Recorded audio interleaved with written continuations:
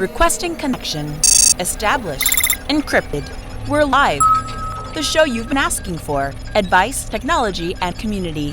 Linux first, all others second. This is Ask Noah.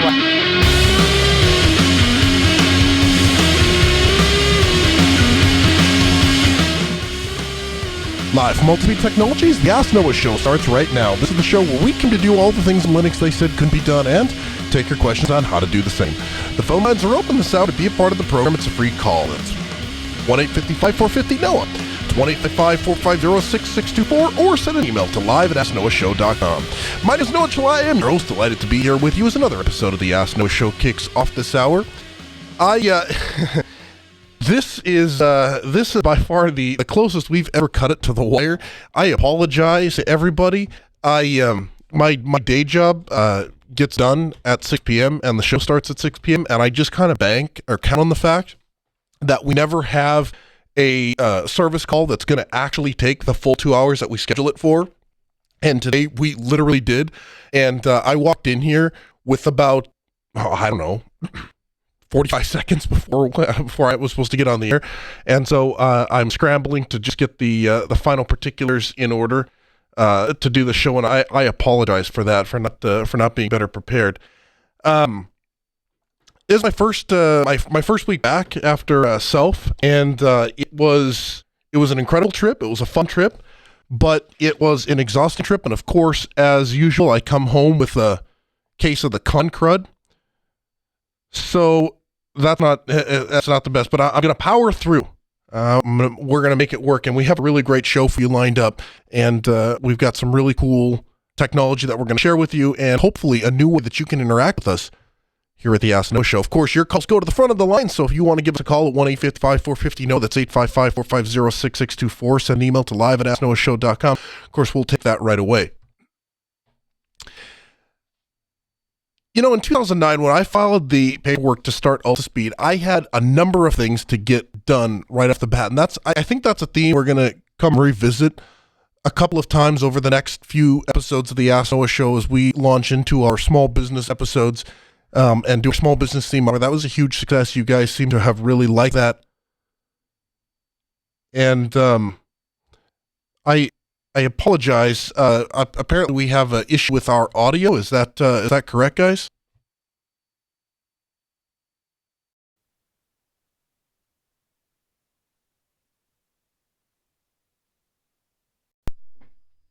If there is an issue with the audio, hopefully we have that resolved. I apologize again. I got in a little bit late.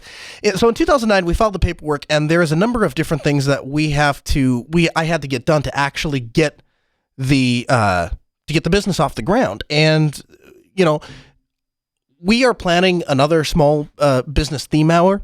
And as I kind of went through that, one of the overall themes that seems to come up from people is, how do you start a successful business? How do you get something off the ground? How does that work? And so that's one of those things that we're going to look at. And that's one of those things that we're going to try to address for you.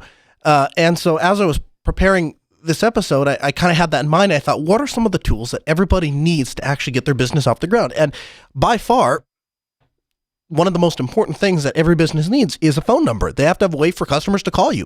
Now, that's probably was more important back in 2009 than it is today. I could actually see an IT contract firm that didn't have a phone number today and did everything with tickets over email. I think a lot of people have gotten used to that. I think a lot of people have gotten used to the inline chat service for their bank, or the inline chat service or the ticket system for Amazon or what have you. I think there's less of a need and less of a drive to have that phone number to talk to another human being. But back in 2009, that was essential.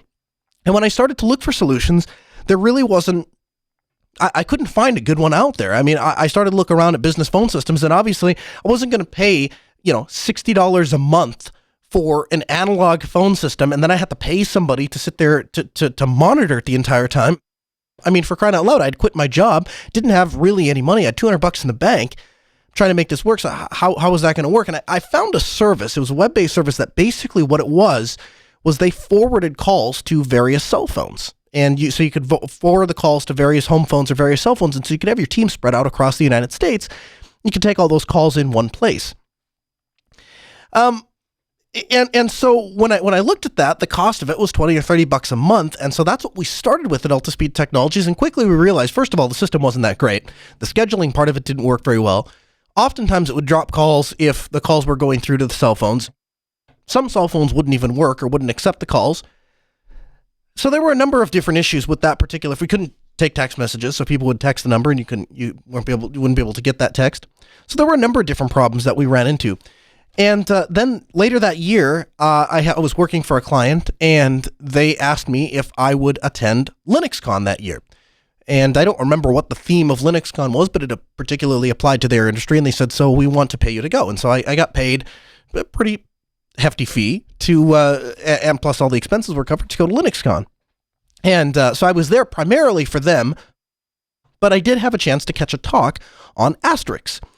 And I learned about Asterisk. Now, if you're not familiar with what Asterisk is it's a very powerful software package that is specifically designed for handling voice over IP. So taking audio voice, encoding that into IP packets and sending them across a network. And it found its place primarily in the phone system as a replacement for traditional PBX phone systems. And Asterisk, I compared a lot to working with MySQL from the command line. It's incredibly powerful, but it's not terribly beautiful. So it's one of those things where you have the back end is incredibly powerful and you can do a lot with it, but you have to understand all of the commands and the config files and where to find them and how to create a phone extension by writing basically a config file, so on and so forth. And so what the fine open source folks have done, because Asterisk, of course, is an open source project, they partnered with a group of people that designed a front end for Asterisk. Now, as you might expect in the open source community, we can never just have one, because if one is good, two is great, and if two is great, three is something better, right? So we have a lot of different organizations that have started to compete with each other to create a better front end or a better wrapper around the Asterisk project. And so what we found is today you have a number of different projects, and they all kind of do the same thing. A lot of them have been built on top of one another or built with one another in mind or have forked from one another's source code, but they all kind of do the same thing. And that is what is commonly, or I commonly group them all together, even though that'll upset some of the people that are in the industry, free PBX. And free PBX is that pretty layer that sits over Asterisk. Now, there are a number of different individual versions of free PBX or Asterisk, but they kind of all do the same thing. And why I bring that up, or why I make that distinction, is because oftentimes when you're going to look for support or you're going to look for help, it's important to understand that 9 out of 10 times, if you see something like PBX in a flash, or free PBX, or Asterisk now, all of these things are actually more or less interchangeable. Again, they're not identical projects, so I'm not saying that everything is exactly the same, but they're all kind of built on the same ideas. And so oftentimes, if a troubleshooting step works on one, it'll work on another one. So I just lay that out there so you can have that as we go forward in this discussion. The advantage of free PBX, or Asterisk, as I'm going to call it the rest of the show segment, is that it runs on an IP standard, or a standard protocol called SIP, which is the Session Initiation Protocol. Now, the interesting thing about SIP is that it is a universal standard that somehow everybody has adopted. And if you've noticed, in the last couple of years, it's very difficult to get anybody to adopt a standard, right? Like, we had the email standard and everybody was comfortable having multiple mail servers, and we all had these common exchanges, and now Google can email Yahoo and Yahoo can email, Altispeed or Fastmail or whatever, right? And when we all have these different email servers, but they all speak a common language, and so they can all intercommunicate. And what you find is, particularly in 2018, the further we go is we go from these industry-specific standards to service-specific standards. So I'll give you an example. We don't have a discussion of which XMPP service to use. We have a discussion of which service to sign up for. Should you sign up for Slack, or should you sign up for Riot, or should you sign up for Telegram, or should you sign up for, and all of these are individual services. Now, I understand that Riot ties into Matrix, and Matrix, is a back end. You can host it yourself, all of that stuff. But the point is that we don't have a common communication standard. We do have a common communication standard, but as a society, we've just decided that we don't like using those standards. And so we try to pivot to using given services. And what that has led to is this huge fragmentation of an ability for interoperability. And by some miracle, SIP did not fall subject to that. SIP actually has widely become the go-to standard in the voice community. Now, one of the things that you find when you go with open standards is that we all have to agree on a common denominator of features to support and features to implement, and we all have to implement those features in the same way. So, for example, when I transfer a call from one extension to the other, that absolutely 100% has to work on every SIP device and every SIP service. So it doesn't matter if it's PBX in a flash, or if it's Asterisk Now, or if it's a Cisco phone, or if it's a Polycom phone. When a call is transferred from one extension to the other, everything in that sphere has to support that particular function. And what that means is it limits innovation to a certain extent, because it means that anytime we want to add a feature, we have to all agree that we're all going to support this next feature, or none of us can implement it. And so that has always been one of the selling points of Cisco phones or Avaya. We were an Avaya partner for a while. The selling point for those phones is that when they want to implement something, they can implement it right away. And one of the ways that our Avaya rep demonstrated this to me was with the Avaya Intercom feature. So when you click on the Intercom button on an Avaya phone system, it instantaneously, if let's say you page all of the phones, it instantaneously grabs the attention of every phone that is connected to that system. I mean, it literally is instantaneous. Before you can even get your finger off the button, it has paged all of those other phones. Well, with a SIP phone, obviously it has to send the appropriate data string along, and then every phone is going to respond to that data string just a little bit differently. And so I wouldn't say it's slow by any means, but it's certainly not instantaneous. You push the button, the thing lights up. It maybe takes a second or two, and then all of the phones respond, and then you can continue on with your page. But the point is, on a head-to-head comparison, the Avaya feature set oftentimes has more robust features and often has a little bit more performance behind it than the generic standard does.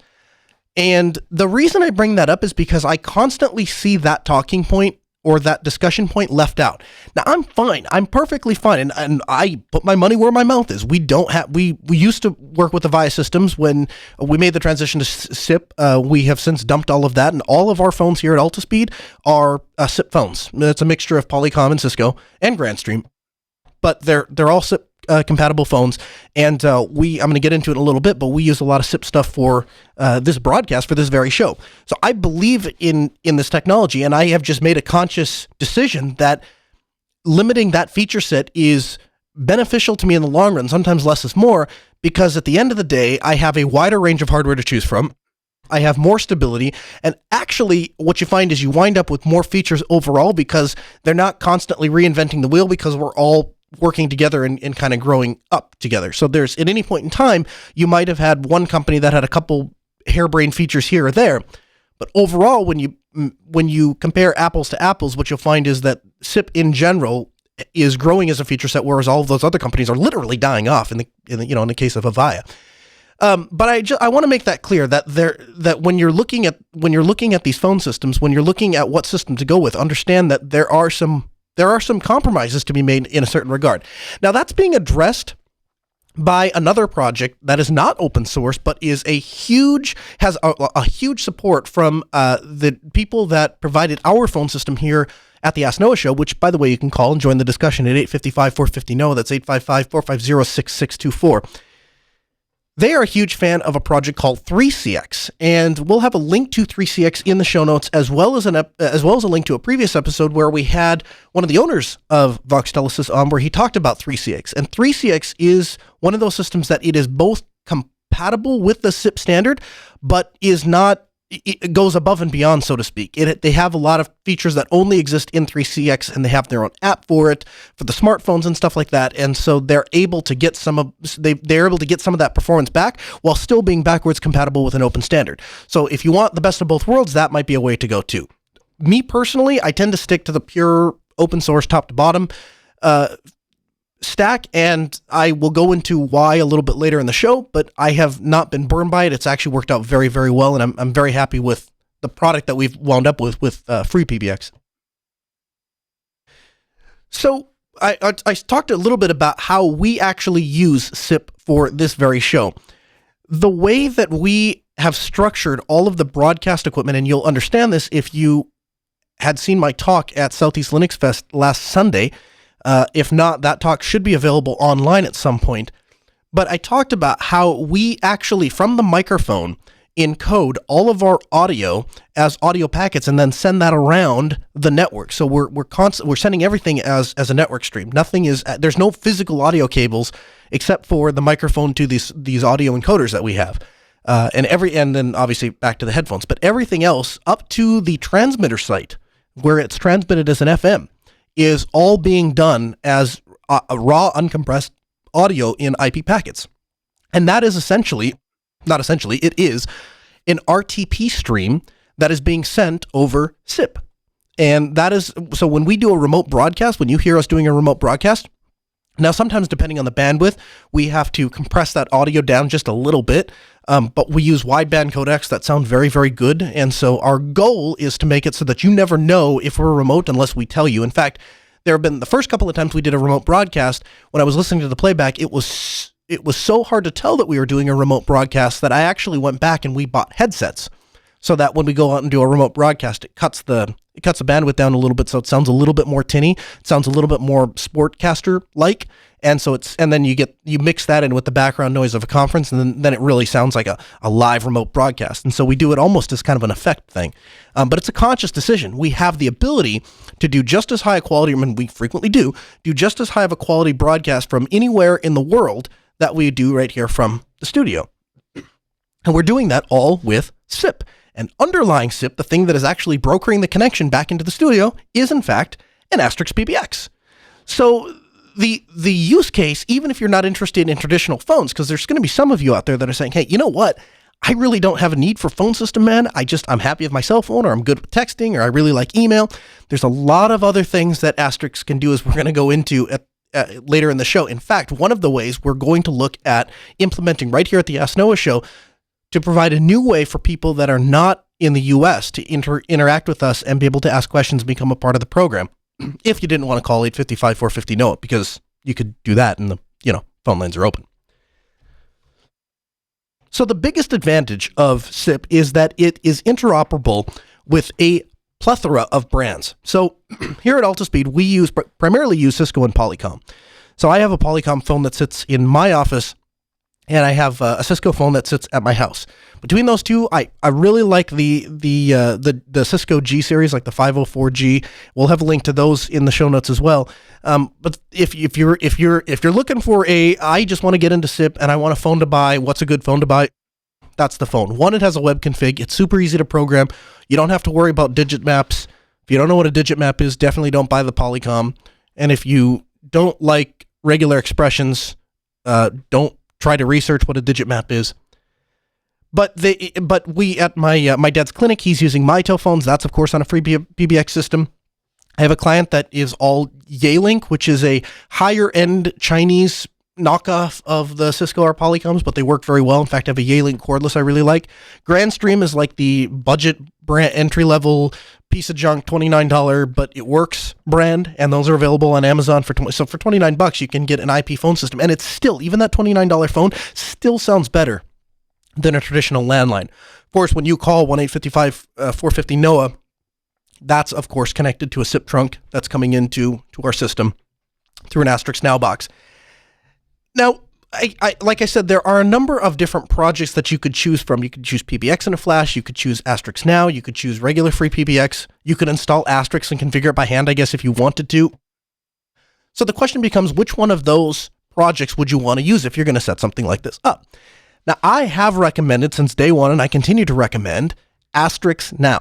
And why do I recommend Asterisk Now? Well, Asterisk Now is what I call an appliance. It's a lot like FreeNAS. Yes, you can install CentOS, and then on top of CentOS, install all of the packages to get Asterisk up and running. And then on top of that, you could install all of the packages to get free free PBX up and running. And then you could manage all of that and maintain all of that and update all of that. And it would technically work, I suppose. But it sounds like a lot of work. And I've never done it. So what I have done is I download the *Now ISO and you stick it into a server and you click install. And about 45 seconds later, or maybe 2 minutes later, you have a PBX server. You let it boot back up. You look at the IP address that it spits out. You put that into your web browser and you're done. And to me, that's about as far as I want to go when managing PBX. I don't actually care about dealing with all the package stuff. I don't really want to treat it like a computer. I'd rather treat it like an appliance. Which brings me to hosting providers. Now, we did an episode, we'll have a link to that episode in the show notes, where we reviewed different virtual private server hosting companies. And only one that I'm aware of allows you to custom upload an ISO and then install an operating system on your VM based on that ISO, which means you don't have any custom kernels, you don't have any custom software, there's no custom, well, it wasn't really Ubuntu, it's fake Ubuntu, none of that. You literally upload your own ISO and you run it, and that is Vultr, VULTR.com. You can spin up a $5 VPS and upload your ISO and install *Now and have it running, quote unquote, in the cloud. Now, do note about security. Their free PBX and *, probably less today than it was a couple of years ago, but there is a huge hunt to find those boxes, compromise them, and use them for malicious purposes, for spam calling, for people in less fortunate countries to call their relatives, all sorts of weird things.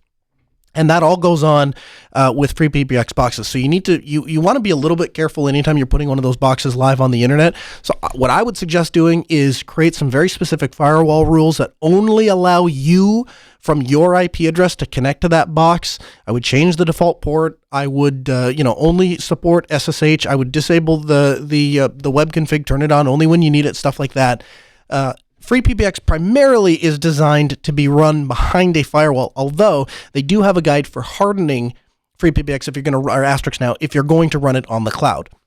So there are ways to do it, varying degrees of safety. I have to tell you, if you contact your your trunk provider and they charged up $200 in false phone calls, and you said, yeah, I threw it up on a cloud and I just didn't really pay attention to it, and somebody logged it, they're not going to have a lot of sympathy for you. So most of these places have a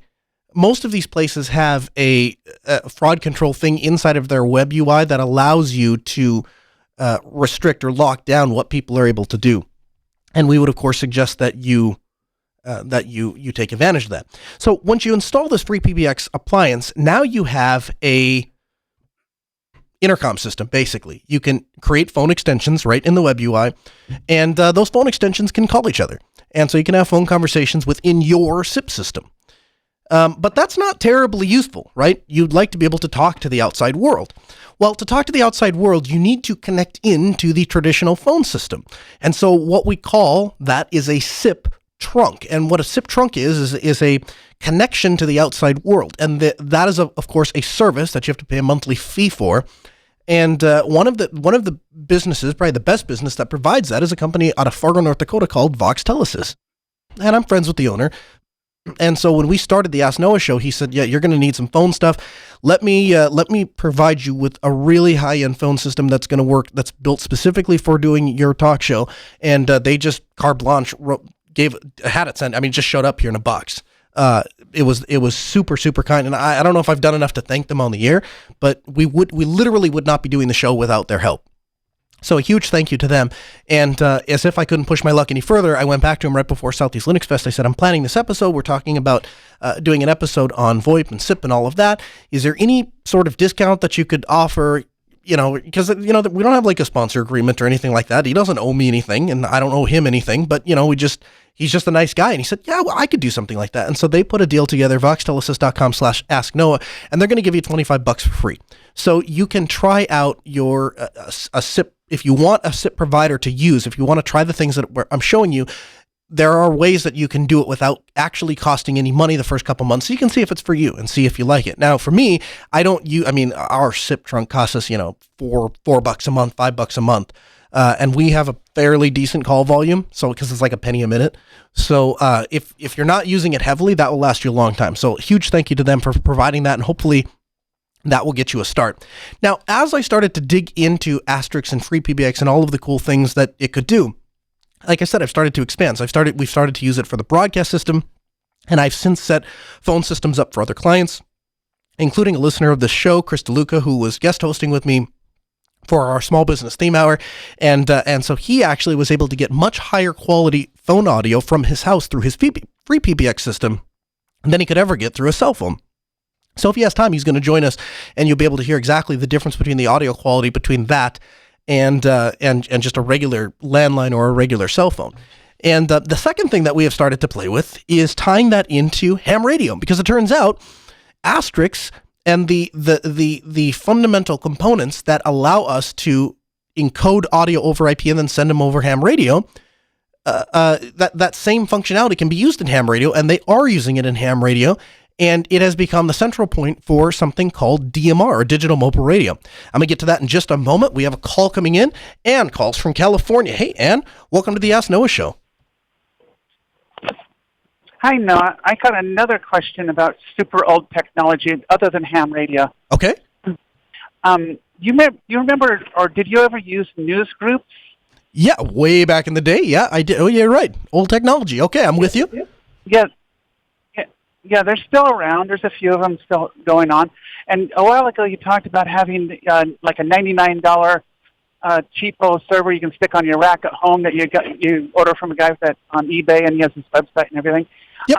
What stops me from getting one of those, sticking it at home, and putting on a news group protocol, because it's well established. You have to log on to it and everything, and then just connect my hard drive to it, and then I could have my own personal media, just log into it and download it wherever I am. So I'm, in a sense, make my own news group. And then just wherever I am, I can download what I need. It doesn't matter how good the connection is. I don't have to stream it. If I'm in an area that has really poor connection, maybe a bad hotel Wi-Fi or whatever, I can still download my movie, watch my movie, or what have you. You know, is that a feasible type of thing, you think? Absolutely. Absolutely it is. In fact, not only is it feasible, that is actually how I now consume a lot of my podcasts. I'll give you an anecdotal story that you didn't ask for.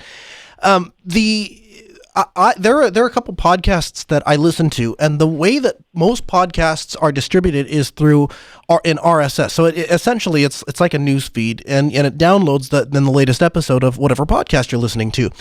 And as that RSS feed grows and the back catalog grows, the maintainers of it try to trim it a little bit and try to keep that back catalog from getting so huge. Well, the problem is when they do that is there's a couple of them that I listen to that they trim it, in my personal humble opinion, a little bit too tight. So they go back like 4 episodes and that's it. And anything past that, it's gone out of the RSS feed. And so I can't get the audio feed of that particular podcast anymore. And so what I have gone to doing is I use a software package called Podget, and I run it on my own. Actually, it is one of those little Mr. Ackables $5 server or $99 servers, and I call it my utility server, and it sits there and runs and downloads all of my podcasts. And then I actually use let me see, I got my phone right here.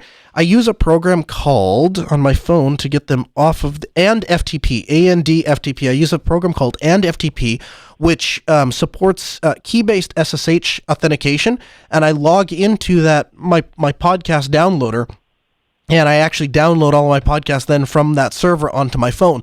But like you said, even if the internet ceased to exist tomorrow, whatever all of the episodes that have ever been downloaded, I can always go on to my local network. I can always log onto my Wi-Fi and copy all of that media onto my phone, or listen to it on my Volumio box, or play it on my NVIDIA TV Shield. None of those things require the cloud or the internet or any of those things. After I've pulled them off the internet, I have them forever. And as has happened a couple of times with people I listen to, for one reason or another, either they're trying to trim that RSS feed, or there have been a couple of times somebody has tried to pull an episode because it was controversial or something like that. I still have the option of listening to it because it downloaded. I have it. Yeah, I use a program called GPotter. I don't know if you know of that one. It's open source. Yep. Yeah, GPotter is great. Yeah. The issue... No, go ahead. I love it. No, I love it because you can do YouTubes. I never go to YouTube proper unless I'm subscribing to a new channel or something. But I never watch any YouTubes on their actual Google-owned YouTube. G. Potter just downloads the shows that I want to subscribe to. Yeah. So I don't have to worry about clicking the little bell or any of that stupid stuff. Yep. Yeah. G. Potter's fantastic. The only issue I ran into with G. Potter is I wanted so you're talking about this $99 server thing. I didn't want to have to, it does more than, obviously I'm not going to tie a whole $99 server up just to download podcasts. And I'm not going to tie up a whole hard drive just to download a podcast. But so it does other things, and I didn't want to waste all of the resources on a graphical environment. So I wanted something that could just run as from the command line. So it could, one, be scripted, so I didn't have to touch it or mess with it. It would just automatically happen. And then two, because I wanted it to consume as little resources as possible, especially on those $99 boxes. They're Atom boxes. So they, if you start running a desktop environment on it, you start to eat up RAM pretty quickly, and you certainly start to eat up CPU power that you don't really have. So for those reasons, I wanted to run it as a headless thing. But actually, so it's funny, the rerun stream at jblive.tv, if you watch jblive.tv, anytime that a show isn't live, the episode that you're watching was downloaded with Gpotter. It literally Gpotter downloads the episode, it goes into a special watch folder, and then once a week, you'd have to be Chris at this point, Chris opens up VLC and opens that little watch folder up, and it starts playing all of the episodes again. So that's actually how the network is rerunning. Yep, Gpotter. All right, thank you. Oh, and a plug for Unfiltered. You don't talk about that show enough, but anyway, yes, I love that show too. But all righty. Yes, I appreciate the call, and I will use that as a standoff to talk about Unfiltered for just a second. We don't talk enough about it. Unfilter is a unique show because what Unfiltered does is they take news and politics and they condense it down into a way that it doesn't matter what side of the aisle you're on, you will feel like they are siding with you or taking your side. And that is a talent that I have not yet mastered, but it's something that someday I'm going to have Chris teach me how to do. Because, I mean, it's hilarious when you look through the inbox of feedback from Unfilter. You'll literally have people to the far right and to the far left both saying either, man, I can't believe how far to the right you are, to the left you are, and it's on both sides. You got people on the right that are saying, yeah, he's totally to the left, or he's totally to the right, and you got people on the left saying he's totally to the left, or he's totally to the right. So that tells you that if they do a pretty good job at irritating both sides, that's probably the first step that they're going in the right direction. And it is, I like all of the shows that Jupiter Broadcasting does. I'm proud of all of the content that we do. I'm very proud to wear my Jupiter Broadcasting polo, my Jupiter Broadcasting t-shirt. I'm break out the last t-shirt from time to time. So I'm proud of the work that we do here, but Unfilter is, it partly is just because of the way that the timing lays out, because it's the only show that Jupiter Broadcasting does that's not my show, that's live, that is after the time that I get off work. But Unfilter is the one show I don't miss. I watch it live every week that it's there. In fact, when I was on my way to Linux Fest Northwest, I was on the plane ride, and the way that the scheduling had worked out, I was literally going to be driving. I was waiting for my flight, and so I was driving around LA waiting to get to board a plane Wednesday night. And I'm waiting, and all right, time to put Unfilter on. So I turn it on, and I'm waiting, and no Unfilter, and then finally I was a little upset. I thought, well, whatever, he'll get it out. And so I get on the plane, and I thought, well, at least by the time I get to the plane ride, because he usually gets the show out, later that night, at least I can download it and listen to it on the way in. No Unfilter. And Thursday morning comes, and I'm driving from the airport to the studio. No Unfilter. I get there. I'm, Chris, what happened to Unfilter? He's like, I'm sorry, we had a scheduling thing and it's not coming out. But out of all the shows, that's the one show I set time aside to watch. So if you haven't checked out Unfilter, if you have any interest in politics, particularly if you have interest in politics that isn't politicized, Unfilter be the show to check out. And that's Wednesdays, jblive.tv. You can get more information at jupiterbroadcasting.com/calendar. Again, open phones this hour, 1-855-450-NO8, 55-450, 1-855-450-6624. The email, live at asknoahshow.com. Make your voice heard, become a part of the program. Responding to the chat room, how do you set up Volumio? It's pretty straightforward. You download the image and you flash it to a SD card with DD, and you stick the SD card in the Pi and you turn it on. And that is all there is to it. And it's interesting because for a long time, I've gone on the air a couple of different times and said, I do not agree with using Raspberry Pis in production. I don't like Raspberry Pi home automation stuff. I don't like Raspberry Pi controlled this, that, and the other. And I have one device that's running on Raspberry Pi, my Volumio device, and I have in the mail a second device, which we're going to talk about tonight, that is going to be running a second piece of infrastructure in my house. So I might have to eat crow there. And that device is going to be running something that's going to allow me to do DMR. What is DMR? Well, DMR is digital mobile radio. So essentially, it was designed as a European standard for commercial radio and for businesses. But and here in the United States, Motorola has taken a strong stance in supporting DMR and setting up DMR, deploying DMR, selling commercial-made DMR solutions. But what it does is it encodes audio as ones and zeros, much like we're doing with Asterix and here at the studio and all of that. And it uses frequency shift keying on FM instead of modulating your voice with FM. So that's nerd speak for it doesn't actually change the frequency to represent your voice. It changes the frequency up and down to represent a 0 or a 1. Now, the advantage of modulating DMR over traditional voice is that it's all or nothing. You either have a perfect signal or you have no signal at all, because DMR knows no bound. It doesn't know a middle ground. DMR uses something called Tdma, which is also used, if you've heard of CDMA, it's how to explain. It's similar, not exactly the same. But what Tdma is time division multiple access. Typically, for each simultaneous conversation, you need a separate channel or a separate frequency. So if you want to have 4 simultaneous conversations going on, then you have to have 4 frequencies or 4 channels. The problem with a traditional layout like that is when you have one frequency that is not being used, it just sits there, and perhaps on one of the other alternative frequencies, there are people that are waiting to have a conversation. So I'll break it up like this. Let's say you have a city, and you have a police department and a fire department and a ambulance. And the police are getting calls all day long, so their frequency is just jam-packed. And there's a dispatcher always trying to get a hold of a law enforcement officer to send him somewhere. And the fire department, you have, they're moderately in use. Probably 1 out of every other call, they send the fire truck out with the fire or with the police department because they don't know exactly what the nature of the emergency is.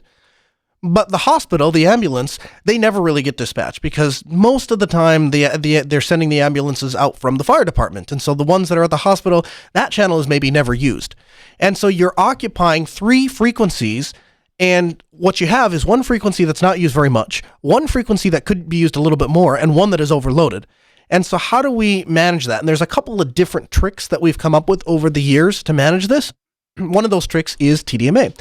And you can think of Tdma a lot like the movies, where you have a series of pictures, usually 24 or 30 pictures, and they are shown in a sequence so quickly that they appear to, in fact, be in motion. But it's actually a trick. They're not in motion. They're actually 30 individual still pictures that were taken. They were just taken so quickly and displayed so quickly that your eye can't distinguish the difference. Well, Tdma is a lot the same. Tdma essentially alternates every 50 milliseconds from one time slot to the other time slot. So let's say you have one frequency and you have these 2 time slots. We'll call them A and B. It listens and then plays frequency time slot A for 50 milliseconds and then switches and goes to time slot B for 50 milliseconds and then back to A for 50 milliseconds and back to B for 50 milliseconds. And because there's not a significant amount of change in a given voice message in 50 milliseconds, neither side notices that they're missing the other 50 milliseconds. And so what results is in effect, the ability to have 2 simultaneous conversations for every one frequency. And of course, that's with a 2-slot Tdma channel. Of course, you could have a 4-slot or a 6-slot or an 8-slot. But as you might imagine, the more Tdma slots that we file into a given frequency, the more degradation of quality there is, because obviously you have less and less time that you're actually listening to whatever message you're subscribed to, right? So Tdma alternates every 50 milliseconds, and so you can have 2 simultaneous conversations. Now, the conversations, in addition to being divided into a time slot, can be identified as a talk group. And what that allows is it allows us to categorize and describe the conversations that are occurring. So, for example, traditionally in ham radio, for example, we just have a given frequency, and all of us in the community happen to know that that frequency is used for this general purpose. I'll give you an example. 146.520 megahertz. 146.52 is what we call the national calling frequency. So if you're driving around in your car or walking around with your handheld and you just want to be available to chat, 146.52 megahertz is where you're going to be. When I go to conferences, because I always say hello to the hams when I'm at a conference, always jump on 5.2 and say hello to any of the hams that are there. And then oftentimes we'll switch to a repeater, or maybe we'll move to a different frequency because there's a lot of traffic on that given frequency. But we always start on 146.52, and it's just kind of understood that is that's the calling frequency for hams. But there's nothing that would, if you're a new ham, there's nothing that would tell you on your radio, like, this is the place to go to learn, to talk to people. You just have to kind of know that. And so it's not very descriptive. And by the way, this would be a really great point to add. Every time we have done a segment on ham radio or talked a little bit about ham radio, we have gotten nothing but positive feedback. I haven't gotten a single email, text message, telegram, none of it that says, man, I'm really getting burnt out on the ham radio stuff. Could you please tone it back? So if that's you, if you're getting there and you're like, yeah, I'm sick of hearing about ham radio, or it's not for me, let us know that because we're just getting a lot of positive feedback, and so we're kind of doubling down with it and doing more. And we'll keep the discussions, germane enough, even if you don't have a license, that you can say, oh, that's kind of cool. That's what that hobby's about. So we're not going to get drug way down in the weeds, but just if you're out there and you're listening to this and you're saying, hey, I really wish you would talk more about Linux and a little less about ham radio, speak up. Although we're going to try and tie this back into Linux as well. So we have these nondescript ways of identifying communication in traditional ham radio. Well, DMR allows us to specify talk groups, and we can name talk groups. So we can literally have like a national calling frequency talk group. And so, for example, there is a Midwest DMR talk group. And so it's anybody that lives in the Midwest joins that talk groups, and they're able to have a conversation. Now, what's interesting about DMR is because it encodes voice as ones and zeros, that means that we can take that audio and encode it into an IP packet and send it across the internet. Now, I am not the guy that really wants to connect my ham radio to the cloud. Okay, this is the last program where I'm really advocating for that. But at the same time, one of the things that became apparent to me as I was at Southeast Linux Fest and talking with a couple of hams and answering some questions from some new hams is there is this idea that ham radio is an outdated hobby where there's just, dials and big antennas and weird people with headset and electrodes strapped to their heads and doing crazy things, right? And don't get me wrong, there is definitely a segment of ham radio that is about that. But ham radio has always been on the leading edge, and I believe will always continue to be on the leading edge. And DMR is a perfect representation of that. So we're going to talk about it on the program, and I have started to play with it a little bit, not because I necessarily want to embrace the whole cloud ham radio thing, but because I think it's important to experiment with technology wherever it is, and also because I think it has a fundamental tie to this program and an ability to allow people to communicate with this program in kind of a new, cool, kind of a niche way. That, and then the bottom line is when I say it's cloud because it's connected to the internet, but the truth is I own all the infrastructure. It's all boxes that are going to be sitting at my house, except for your equipment, which should be sitting at your house. So all we need to facilitate this is some boxes and some radios and some software. The only difference is we're gonna tie the internet in here in a little bit. So DMR, obviously, you can turn two radios on and you can just talk from one radio to the other through DMR. But because we can encode those audio bits as IP packets, we can send them across the internet, and that's where this idea of a DMR hotspot comes into play. Now, a DMR hotspot is quite literally a special piece of software with that is on a Raspberry Pi with a small, tiny little radio connected to it.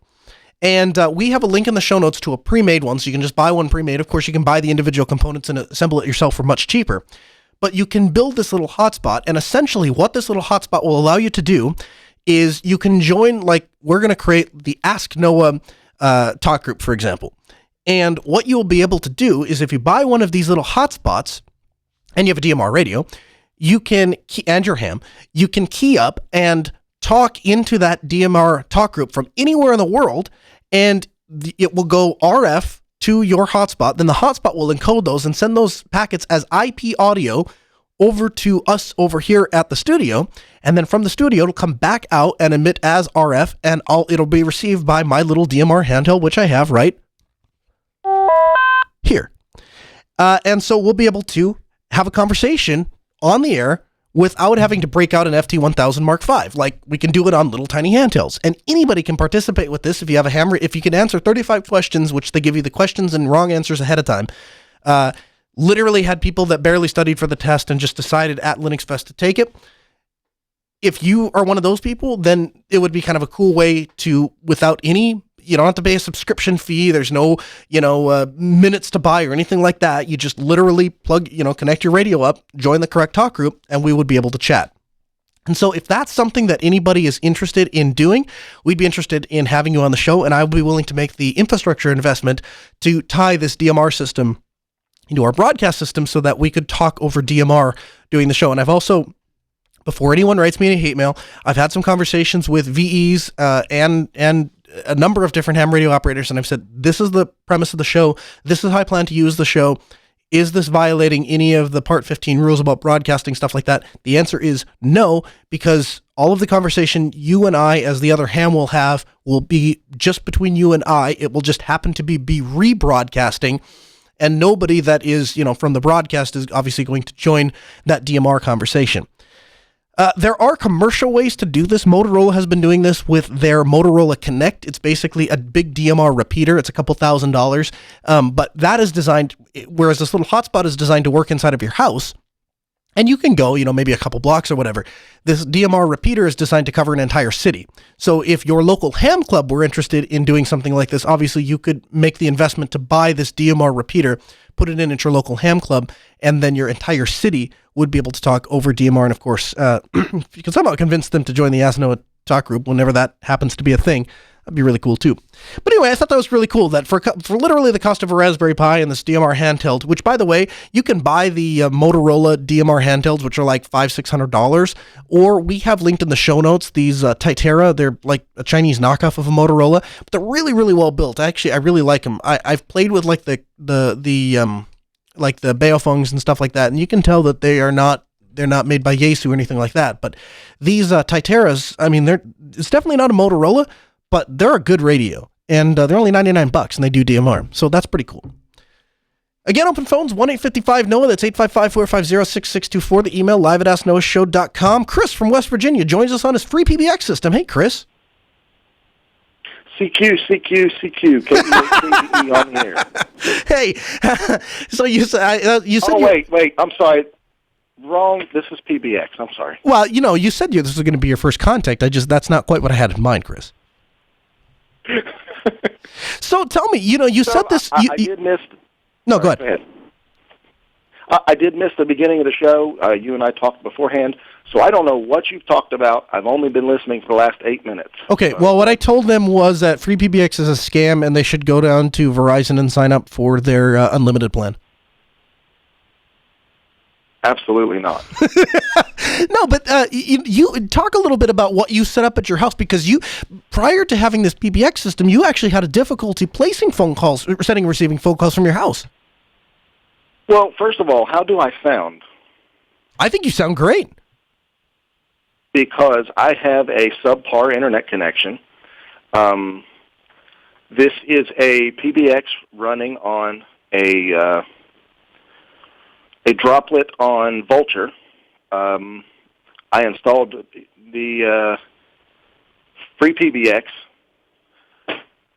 It's costing me literally pennies to run.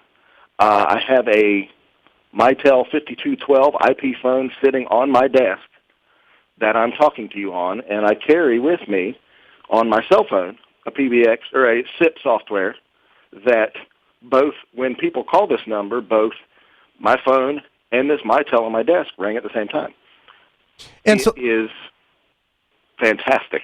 And I mean, it works so well.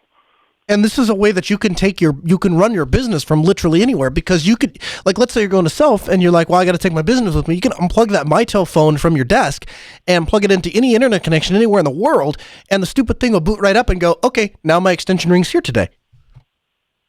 Wow, yeah, you know what? I never thought of that. That's why I put the software on my cell phone, but yeah, I really could. I could take that anywhere. I could take a little switch with me into the room, providing the room has internet connection, drop the switch, drop the phone, stick my laptop there, and continue to work. Yeah, I'm a huge fan of it. Well, I appreciate the demonstration, and you're one of those. It's kind of funny because you implement all of the things that I talk about and want to implement, but you're doing them right now. So it's kind of a cool, like, parallel universe thing, because I can talk about, like, well, 8 years ago I set this up, and then you're like, well, as you're talking about it to the Ask Noah Show listeners, turns out I'm doing it right now. And what's funny about that was you have taken that to a different level, because now you have started an entire subdivision of the Ask Noah Show people that are forming around this idea of small business, and I'm really pleased to be a part of it. And you've really taken a really strong lead and developed this little community around building small businesses and answering questions and stuff like that. And of course, obviously, there was a discussion on SIP in there just a couple of, I think it was today actually, or maybe a couple of days ago. I saw a conversation about SIP going on, and you're like, hey, they're actually doing an episode about that. And so there's this, now I have this like symbiotic relationship with this small business community that ties into the Ask Noah Show. Oh, yeah, we just announced the Telegram group at Self. Yeah, Saturday. It has exploded. It has exploded so much that we've created a wiki now, if you'd like to share that, or the Telegram group. Well, people have already found the Telegram group link. The wiki is exploding. People have stepped forth and created a wiki on GitLabs, and everything that gets discussed in the group, someone who knows something about it goes to the wiki and says, well, this is services, or here's how you can there's just the information is just compiling. And I even said today that we have become our own little small business open source community, because a lot of the stuff is open source technology running on Linux. Man, I love this idea, this knowledge base, where you're taking all the questions that people are answering. Because, the thing is, like, you guys have this discussion, and you all hash out, like, all of these different solutions, and then you guys all kind of settle on, well, this is probably what the group agrees is probably the right way to go. And then somebody joins the group and goes, so here's the same question that guy just asked. And you guys are all like, okay, we need to have, like, a central place to document all of this stuff, so that when we can just point, here, go over here, we have all of this written out for you, we have it all explained. And so that, I think, is really, really cool. And so this knowledge base is going to be a real thing. And so we'll have a link to the knowledge base. We'll have a link to the Telegram group in the show notes. And Chris DeLuca, thanks again for joining us. Oh, absolutely. I just wanted to share with the people who are asking. Again, I have a poor internet connection, and the phone call sounds amazing. So PBX is real. SIP is real. Long live Linux. Yeah, there you go. And if we did this, if we had done this a slightly different way, if he had connected, there's a way to place a SIP call directly to our SIP server. It would actually use a wideband codec, and it would use G722 instead of the lowest common denominator G711 or ULA, which is what's needed to transition the public phone system. Again, open phone lines at 1-855-450-NOAH. That's 855-450-NOAH. In 2009, when I started Altispeed, I was talking earlier at the top of the hour, there were so many moving parts to a business. You have to file for a tax number to let the government know how much money you're making, which, when I first started was nothing. You have to open a bank account so you can put the money that you don't make in there. You have to hire somebody to design a website, or you have to design a website. You have to get a phone number, set up a phone system. You have to have a logo designed. You have to do branding. You have to do outreach. And, I remember when I sat in a couple of my business classes back in college, and they would try to codify everything, and so we'd learn about, we were talking about starting a business, and they would teach it in this method of SWOT, so that you identify your strengths and your weaknesses. And, the thing about stuff like that to me is I feel like there are some of us, anybody can start a small business. Anybody can work to learn these concepts and stuff like that. But there are some of us that are just kind of born with this innate idea of, well, that's a good idea and that's a bad idea. And North Dakota wisdom tells me that my strength is this, and my North Dakota wisdom tells me my weakness is that. And I don't necessarily have to write that out in some sort of templated form to be able to understand that. I can look over and say that we should not be doing that. That's a real weakness for us. Or, hey, we're doing a really good job over there. That's a good strength, right? And I've taken that for granted a lot because it just kind of comes naturally to me. But a lot of people would have just taken out a $20,000 business loan, and that's how they would have funded the website and the phone system and the logo and stuff like that. And I didn't do that. I took $200 and I put it into a checking account, called it the loan from myself to my business. And I spent every dollar of that money extremely carefully, exceedingly carefully, and built the business up into what is today Altispeed Technologies. Because small business is risky, and debt adds risks to an already risky business. And so I created the webpage. I set up the phone system. I created the logo. And when I created the logo, I showed it to friends. I showed it to family. I showed it to other business owners. We made t-shirts. We made jackets. We made business cards, pens, bottle openers. We wrapped my Jeep in a big wrap that had the Altispeed Technology logos. And it wasn't until we hired this 18-year-old girl that was right out of high school, and she was coming in for like a couple hours a day just to answer phones and kind of call customers back and kind of follow up with them, just to make it sound a little bit bigger than it was just me answering the phone and doing everything. I thought it would give it a little bit bigger of an image. So I wasn't paying her very much, but she came in just for a couple hours after school. And for the most part, she just sat around, but she was able to make some calls and do some things. And it kind of helped out the image. And she's sitting back in the chair very first day. And she's like, "Hey, y'all know your logo looks like yeah. Why didn't anybody else tell me that? Like, why I showed all you people this stuff. Nobody has told me that." And the thing is, the purpose of a logo is to represent the business, but it's also to give away people a visual way to recognize the business, because we are a visual creature. And we have maybe 10 clients in Fargo, North Dakota. And I'm there maybe at the absolute most once a month. And the last time I was down there, I had a gal at the gas station. She goes, "Oh, Altispeed, you're the guys that drive those little blue Jeeps around." Well, we don't have company vehicles. I have a blue Jeep. Nobody else has a blue Jeep that I'm aware of. And I had to ask her. I said, "So you recognize my vehicle?" And she goes, "Yeah, it's the one with the distinctive logo on it." And so you say what you want about my graphic design abilities or lack thereof, but people recognize and have come to trust the brand that is Altispeed Technologies. Now, 2019 is going to mark a 10-year anniversary for us, and we are growing at an incredible pace. So we have decided that it's time for a refresh of our image at Altispeed, and we're going to give the listeners of the Ask Noah show a chance to be a part of that refresh. Now, before I go on, there were some people from the Inkscape project that actually offered to help us with our logo refresh, and if that offer still stands, please reach out to me. I don't know how to get in contact with you guys. I remember that offer being there somewhere. I don't know who it was specifically that made it, but I'm interested in talking with you. The deal I'm about to talk about applies to you guys.